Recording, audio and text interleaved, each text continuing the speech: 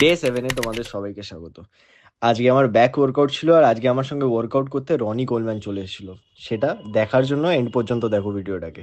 সকালে মিল নিয়ে মেট্রোতে ধাক্কা খেয়ে চলে আসলাম হলে একটা পুরোনো সিনেমা দেখতে। আসলে জেনজির সাথে কোপ আপ করার চেষ্টা করছিলাম, আর কিছুই না। আমরা তো 2D টিকিট কেটে হলে গেছিলাম, বাট এরা তো দেখছি 70 টিকিট কেটে এসছে। রণবীর কাপুরের সাথে এরাও নাচ করছে ককটেল পার্টিতে।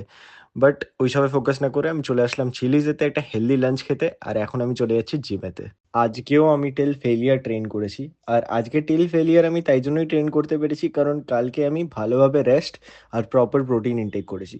তো আমরা রেস্ট কেন নিই আর রেস্ট নেওয়া কেন এত ইম্পর্টেন্ট আমাদের বডির জন্য? কারণ আমরা যখনই জিমে গিয়ে টিল ফেলিয়ার হার্ডকোর ওয়ার্কআউট করি, তখন আমাদের মাসেল টিস্যুগুলো টিয়ার হয় due to extreme contraction and extraction. আর ওই টিয়ারগুলোই রিকভার করার জন্য আমাদের প্রপার প্রোটিন ইনটেক আর প্রপার রেস্ট নেওয়া দরকার। এই রেস্টটাই আমাদের পরে গিয়ে মাসেল বিল্ড করতে হেল্প করবে, আর এই পুরো প্রসেসটাকে অ্যাকচুয়ালি মাসেল বিল্ডিং প্রসেস বলে। সো রেস্ট অবশ্যই নাও।